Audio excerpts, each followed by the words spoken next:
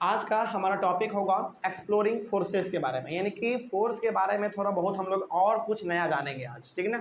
चलिए देखा जाए क्या लिखा हुआ है। सबसे पहली बात, the strength of a force is expressed by its magnitude. अब ये मैग्नीट्यूड क्या है भाई, इसको ब्रैकेट में हमने यहाँ पे लिख दिया है, मैग्नीट्यूड इज न्यूमेरिकल वैल्यू। मतलब क्या हुआ है इसका, चलिए एक चीज़ और पहले हम यहाँ पे बता दे रहे हैं, उसके बाद हम आपको एक बार पूरा बता देंगे, ठीक है। SI unit of force is Newton. नहीं समझ में आया होगा यहाँ तक क्या हम लोगों ने बात किया। चलिए अब जानते हैं इसके बारे में, डिटेल स्टडी करते हैं। चलिए जैसे आप मार्केट जाते हैं, ठीक है, एग्जांपल लेते हैं हम लोग। आप मार्केट गए, सब्जी मंडी में आप गए, सब्जी मंडी में जाकर आप सब्जी वाले भैया को कहते हैं कि भैया 2 केजी आलू दे दीजिए। आपने क्या कहा, 2 केजी। सुनिएगा ध्यान से, वो चीज़ यदि आप समझ गए तो फिर ये चीज़ समझ में आ जाएगा आपको। आप मार्केट में गए, आलू वाले भैया को आपने कहा कि भैया 2 केजी आलू दे दीजिए।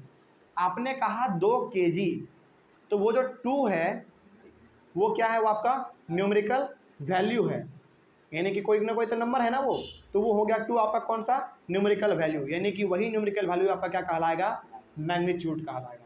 तो मैग्नीट्यूड बेसिकली क्या है, न्यूमेरिकल वैल्यू है। तो जो आपने भैया को कहा कि भैया 2 केजी आलू दीजिए, वो 2 जो है वो कहला गया आपका मैग्नीट्यूड, ठीक है। उसके बाद आपने क्या कहा, केजी कहा ना, केजी कहा ना, वो केजी आपका कहला गया न्यूटन।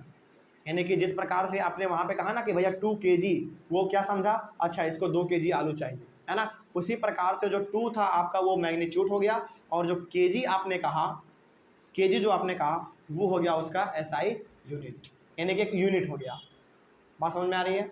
चलिए आगे बढ़ते हैं फिर।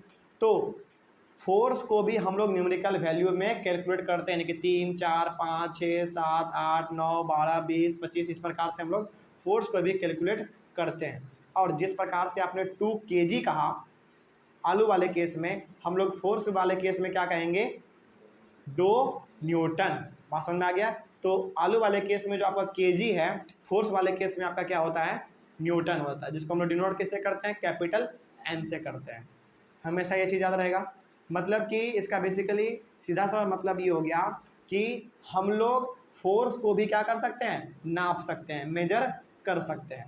कोई दिक्कत, जैसे फॉर एग्जांपल मान लीजिए आप एक छोटे से बच्चे, अभी क्लास 8 में हैं आप, है ना, और आपको एक बहुत बड़ा पहाड़ का चट्टान हिलाने के लिए दे दिया जाए, तो आप क्या हिला पाएंगे, नहीं हिला पाएंगे, यानी कि उसमें आपको फोर्स क्या करना पड़ेगा, ज़्यादा लगाना पड़ेगा, है ना। लेकिन वही यदि आपसे कोई कहे कि बेटा एक छोटा सा पत्थर का टुकड़ा उठा के हमको यहाँ से यहाँ रख दो, तो आप इजीली रख देंगे, क्यों, क्योंकि उसमें आपको फोर्स कम लगाना पड़ा, है ना। तो वो कितना ज़्यादा फोर्स था या फिर कितना कम था, इसको भी हम लोग न्यूमेरिकल वैल्यू में कैलकुलेट कर सकते हैं, ठीक ना। जैसे आलू, आपको मालूम है कि 50 केजी आलू बहुत ज़्यादा होता है, 5 केजी आलू बहुत कम होता है ना। तो उसी प्रकार से हम लोग फोर्स को भी न्यूमेरिकल वैल्यू में कैलकुलेट कर सकते हैं। तो जैसे आलू वाले केस में आपने कहा 2 केजी, 5 केजी, 10 केजी, 15 केजी, उसी प्रकार फोर्स वाले केस में हम लोग क्या कहेंगे, 2 Newton, 5 Newton, 10 Newton, 11 Newton, 20 Newton, इस प्रकार से कहेंगे, ठीक है। चलिए आगे बढ़ते हैं फिर। तो फोर्स का SI यूनिट का मतलब क्या होता है, मतलब कि स्टैंडर्ड यूनिट, जो कि हर जगह पे चलता हो, हर जगह पर। जैसे इंडिया में यदि हम लोग फोर्स का बात करेंगे तो भी हम लोग न्यूटन में बात करेंगे, अमेरिका में बात करेंगे तो भी वहाँ पे भी हम लोग न्यूटन में ही बात करेंगे, है ना। यानी कि हर जगह पर हमारा फोर्स को जो नापने का तरीका होगा वो क्या होगा, आपका न्यूटन ही होगा, ठीक है। और ये मैग्नीट्यूड तो बेसिकली आपका क्या है, न्यूमेरिकल वैल्यू है। तो याद रखिएगा इस चीज़ को कि फोर्स का SI यूनिट, यानी कि उसका यूनिट क्या होता है, आपका न्यूटन होता है। यानी कि आपको न्यूमेरिकल वैल्यू लिखने के बाद जो आपको लगाना पड़ता है उसी को हम लोग कहते हैं यूनिट, ठीक है। तो हो सकता है कि आपके सामने यदि आप कोई कह दे कि हमने इस ऑब्जेक्ट को हटाने में 20 न्यूटन का फोर्स लगाया, इसका मतलब क्या हो गया, इसका मतलब ये हो गया कि 20 यूनिट इन्होंने लगाया होगा, यानी कि जैसा कि 20 केजी आलू है उसी प्रकार का इन्होंने भी अपना कुछ यहाँ पे किया होगा, है कि नहीं। चलिए तो इस चीज़ को आप याद रखिएगा। बेसिकली इन दोनों पॉइंट में याद रखने वाली बात यह है केवल कि जिस प्रकार से हम लोग आलू वाले केस में हम लोग देखें कि भैया 2 केजी आलू, 50 केजी आलू, 10 केजी आलू, उसी प्रकार से हमारा फोर्स वाले केस में क्या होता है, 2 न्यूटन, 50 न्यूटन, 60 न्यूटन, 40 न्यूटन, इस प्रकार से होता है, ठीक ना। चलिए आगे बढ़ते हैं फिर। ये तो हमारा छोटा मोटा बात हो गया। अब यहाँ से देखिए ध्यान से, if 2 forces applied on an object in the same direction, यानी कि कोई भी 2 फोर्स है, कोई चलो मान लो कि एक बहुत बड़ा पत्थर का टुकड़ा रखा हुआ है, ठीक है ना, और उन पत्थर वो जो बहुत बड़ा पत्थर का टुकड़ा रखा हुआ है उसको हिलाने में, यानी कि उसको एक जगह से लेकर दूसरी जगह तक लेकर जाने में दो दोस्त लगा हुआ है, और दोनों फोर्स किधर लगा रहा है, एक ही डायरेक्शन में लगा रहा है। यानी कि हो सकता है कि उस पत्थर को ईस्ट से लेकर वेस्ट की ओर लेकर जा रहा हो वो लोग, है ना। तो यदि ऐसा हो then the resultant force acting on the object is equal to the sum of the two forces. मतलब क्या हुआ इसका मतलब ये हो गया कि एक दोस्त जो अपना फोर्स लगा रहा होगा वो तो उसका अलग होगा ही होगा अपना, दूसरा जो लगा रहा होगा वो भी तो कुछ अपना फोर्स लगा रहा होगा उस पत्थर को हटाने में, है ना।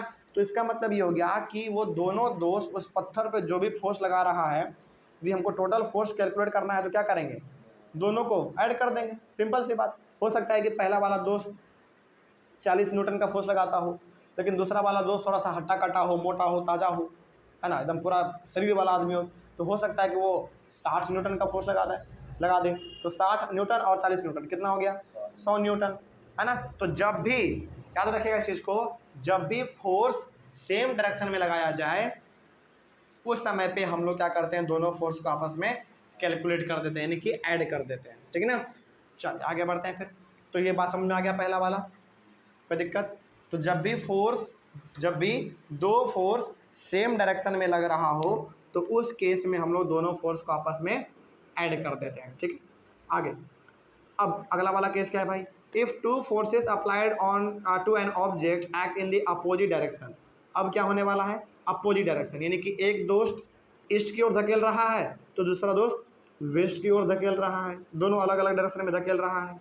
Then the resultant force acting on the object is equal to the difference between the two forces. मतलब कि इस वाले केस में हमारा क्या होगा, इस वाले केस में ये होगा कि जो दो गो दोस्त एक ईस्ट की ओर धकेल रहा है और एक वेस्ट की ओर जो धकेल रहा है, इसमें हमारा फोर्स का कंडीशन क्या होगा, इसमें हमारे फोर्स का कंडीशन ये होगा कि जो दोस्त ज़्यादा जोर से धकेल रहा है उसमें घटा दो कम वाले को, जो आपका आंसर आएगा वही आपका क्या होगा, रिजल्टेंट फोर्स होगा। रिजल्टेंट फोर्स का मतलब ये हो गया कि उस ऑब्जेक्ट पे एक्चुअल में फोर्स कितना लग रहा है। देखिए फॉर एग्जांपल मान लीजिए कि हम और मेरा एक दोस्त जो कि बहुत मोटा सा है, मान लीजिए, है ना, हम लगा पा रहे हैं मात्र 40 न्यूटन का फोर्स और वो लगा पा रहा है 60 न्यूटन का फोर्स, मान लो, है ना।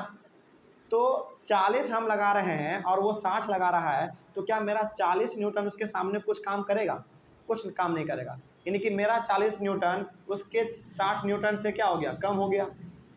तो यहाँ पे ज़्यादा वो कितना लगा रहा है, 20 न्यूटन का लगा रहा है, तो वही 20 न्यूटन हो गया हमारा रिजल्टेंट फोर्स। बहुत सारे बुक में ना इस रिजल्टेंट फोर्स का एक और नाम कहा गया है नेट फोर्स, है ना, कोई दिक्कत वाली बात नहीं है। तो सेकंड वाले केस में आपने क्या देखा, सेकंड वाले केस में हम लोगों ने ये देखा कि जब हम लोग अपोजिट डायरेक्शन में फोर्स को लगाते हैं तो उसमें हम लोगों का क्या होता है, माइनस करना पड़ता है ना। जो ज़्यादा लगा रहा है फोर्स उसमें माइनस कर दो छोटे वाले फोर्स को, ठीक है। चलिए वो जो आंसर आएगा वही आपका कहलाएगा रिजल्टेंट फोर्स, ठीक है। आगे उसके बाद तीसरा क्या है, if two forces applied to an object are equal in magnitude. Equal in magnitude का मतलब क्या हो गया कि पहला दोस्त भी उस ऑब्जेक्ट के ऊपर 40 न्यूटन का फोर्स लगा रहा है और दूसरा दोस्त भी 40 न्यूटन का ही फोर्स लगा रहा है, तो क्या दोनों का मैग्नीट्यूड सेम हुआ, बिल्कुल सेम हुआ। यानी कि जब दोनों दोस्त मिल के, यानी कि दो फोर्स आपस में मिल के किसी ऑब्जेक्ट पे बिल्कुल बराबर फोर्स लगाए, उस केस में क्या होता है, देखिए and act in opposite direction then the resultant force acting on the object is 0। मतलब कि एक दोस्त ईस्ट की ओर धकेल रहा है तो दूसरा वेस्ट की ओर धकेल रहा है, लेकिन दोनों फोर्स कितना लगा रहा है, बराबर ही लगा रहा है, 40-40 न्यूटन लगा रहा है। तो क्या उस केस में आपका वो ऑब्जेक्ट हिलेगा, नहीं हिलेगा, क्योंकि दोनों बराबर फोर्स लगा रहा है ना। तो उस समय पे आपका रिजल्टेंट फोर्स क्या होगा, आपका 0 हो जाएगा, यानी कि उसमें किसी प्रकार का फोर्स लग ही नहीं रहा है ना। 40-40 दोनों तो लगा रहा है, वो तो दोनों कैंसिल हो गया क्योंकि ऑब्जेक्ट आपका हिला नहीं। लेकिन यदि कोई दोस्त 1-2 न्यूटन और बढ़ा दे तो हो सकता है कि वो ऑब्जेक्ट क्या हो जाए, आपका मूव करने लगे, यानी कि थोड़ा सा एक जगह से दूसरी जगह तक वो घिसक के चला जाए, है ना। तो यहाँ पे आपने 3 केस पढ़ा, एक्सप्लोरिंग फोर्सेस वाले केस में आपने 3 कंडीशन के बारे में पढ़ा बेसिकली। पहला क्या पढ़ा आपने, पहला ये पढ़ा कि जब हमारा फोर्स सेम डायरेक्शन में लगाया जाए तो उस समय पे दोनों फोर्स को आपस में ऐड कर दिया जाता है।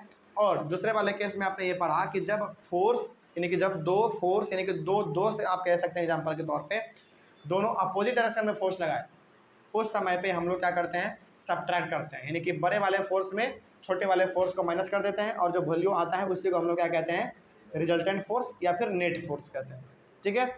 और तीसरे वाले केस में आपने पढ़ा क्या, तीसरे वाले केस में आपने ये पढ़ा कि जब दो फोर्स यानी कि दो दोस्त आपस में मिलके फोर्स लगाए किसी ऑब्जेक्ट के ऊपर, वो भी किस डायरेक्शन में, अपोजिट डायरेक्शन में, एक दोनों एक दूसरे के विपरीत, तो उस केस में हमारा रिजल्टेंट फोर्स कितना होगा, 0 होगा। ठीक है, यानी कि उस समय पे ऑब्जेक्ट आपका हिलेगा ही नहीं। ठीक है, चलिए क्यों, क्योंकि दोनों बराबर फोर्स लगा रहे हैं, है ना। चलिए ये तो आपने समझ लिया, लेकिन ऊपर में जो हमने एक बार समझा उसको आप एक बार दोबारा जान लीजिए कि फोर्स को भी हम लोग न्यूमेरिकल वैल्यू में कैलकुलेट कर सकते हैं, है ना। और फोर्स का यूनिट क्या होता है, यानी कि ऐसा यूनिट न्यूटन होता है। तो जब भी हम लोग फोर्स के बारे में बात करेंगे तो कुछ इस प्रकार से हम लोग बात करते हैं, 20 न्यूटन, 40 न्यूटन, 60 न्यूटन, है ना। जैसे आप लिखते हैं ना 10 kg, 10 और के और जी लिखते हैं ना, 10 के और जी लिखते हैं। उसी प्रकार से जब आपको 10 न्यूटन बोलना हो तो आप क्या लिखेंगे, 10 लिख देंगे, 1 और 0 लिख देंगे और कैपिटल एन का साइन लगा देंगे। तो ये हो गया आपका फोर्स के बारे में। चलिए यहाँ पे कोई डाउट समझ में आया है ये चीज़। उसके बाद फिर हम लोग अपने अगले वाले क्लास में डिस्कस करेंगे इफेक्ट्स ऑफ फोर्स के बारे में। ठीक है ना। चलिए थैंक यू वेरी मच।